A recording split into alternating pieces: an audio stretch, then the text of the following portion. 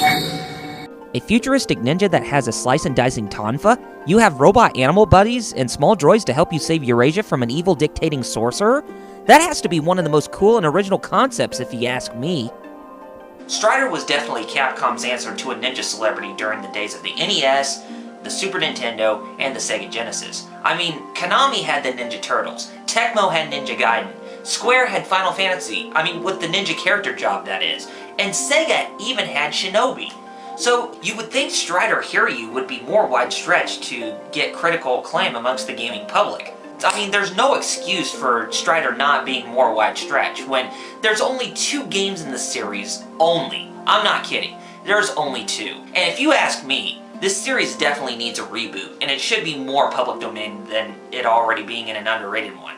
But anyway, let's take a look at the first game in the series, and I'm talking about the Sega Genesis port of Strider from the arcade in 1989. So, does this game hold the magic of, showing off the Sega's advanced technical prowess that it can claim itself to do what Genesis does what Nintendo don't? Well, let's take a look. Strider is an action platforming game from the arcade in 1989 by Capcom, and they given the game a Sega Genesis port in 1990. This was before Sonic the Hedgehog, so this game predates Sega's saving grace with the Genesis. Strider was based on a short-run manga series by Tatsumi Wada in 1988, and was given a video game treatment by Koichi Yatsui of Capcom. Strider Hiryu has spanned a cult following based on this game and the sequel that was released for the arcade in December 1999 and a PS1 port in 2000. There was an NES game that was more based on the manga and not the original game from the arcade. Not to mention, this game did get a European exclusive sequel in 1990, but was panned by fans because of it being vastly inferior to the original game. The character appeared as a staple in the Marvel vs. Capcom series with the first entry in 1999 and the sequel within the next year. He hasn't made it into the main roster for Marvel vs. Capcom 3, but that is about to change since the character has a high chance of being DLC. A spiritual successor called Moondiver is bound to hit the PSN in March 2011 and sometime soon for the Xbox Live Arcade, which is also under the direction of Koichi Yatsui. Anyway, on with the Sega Genesis game. Is it really all that great? We all know that arcade games do somewhat better than console ports, but does Strider on the Sega Genesis do a complete 180? Well, let's find out.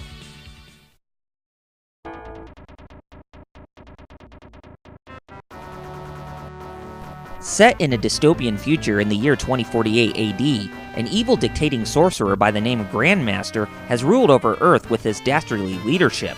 Hiryu, a young member of a group of Class A high-tech ninjas called the Striders, takes the job of slaying the maniacal warlock by going into the Kazakh Soviet Socialist Republic, which would later become the independent country of Kazakhstan.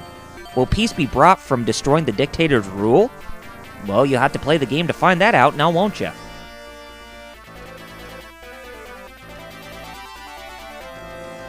This game is an action platformer with emphasis on slicing and dicing your enemies to the T.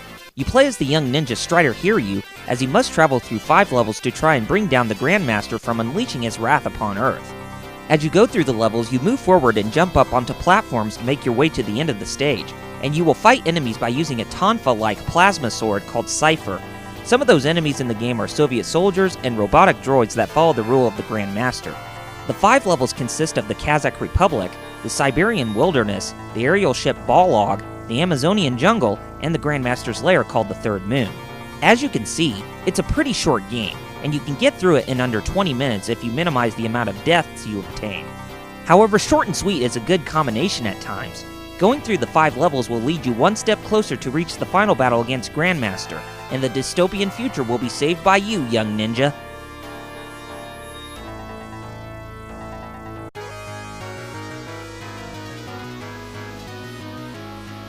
For a simple platform game, there will be simple controls. You move Strider left or right through the levels, and you can jump onto platforms, cling onto them and walls with your metallic hook, and slash your enemies with your melee weapon or have the robotic buddies give you a helping hand. Along the levels, you will pick up power-ups such as health extensions, extra lives, robot buddies, and blade extensions for the tonfa blade you have. Be careful as you only have 3 units of health to begin with, and you will be subjected to cheap deaths and such. Don't worry, as there are health power-ups and extensions in the levels, and you can find invincibility items to protect you from damage for a short time. The robotic buddies can consist of a mushroom-like droid, a tiger, and a hawk. and they can do some serious damage when you free them from the item containers that are scattered throughout the levels or by the robotic enemies themselves. As far as everything else, the controls are simple and repetitive, but hacking and slashing your foes is part of the charm. I have no issues with the gameplay as it's pretty solid, despite some cheap deaths you will get from here or there.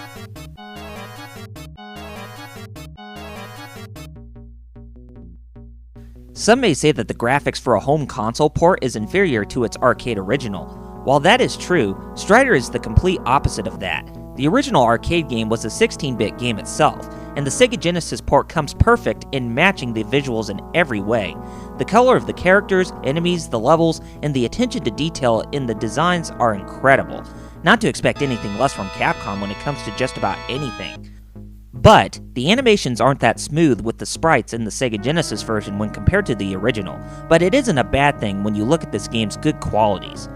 While the colors may be somewhat dated by today's standards for retro-styled graphics, it was pretty good for its time, and it only got better with Strider's character design in later games he appeared in.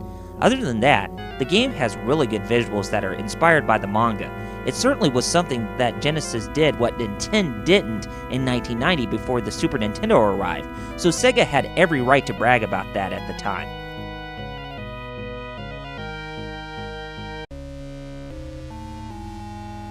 Strider scored really well with the gameplay and the design, but does it fare even better with the sound? For the most part, you can think of the music in this game as a hit and miss. The music is composed by Junko Tamiya for the arcade and the Sega Genesis version of the game. Since this game is a direct port from the arcade, then you can expect that the music for the Sega Genesis version sounds very similar. There are some good tunes, but not any that'll make me crank up the volume on my computer to listen to.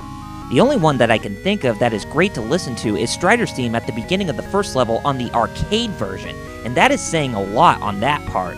The Sega version is okay, but not my cup of tea as it doesn't sound that upbeat as its arcade original, so the game's music is average at best.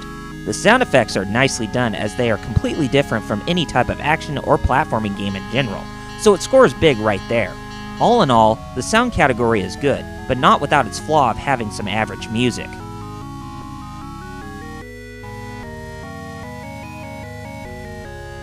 Overall, Strider on the Sega Genesis is a fun side-scrolling action game at its best.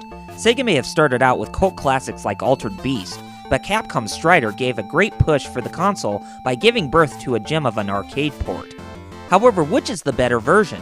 Well, we all know that arcade games tend to aim high with the difficulty settings, but the Sega Genesis game had the right balance with choosing how difficult you want the game to be.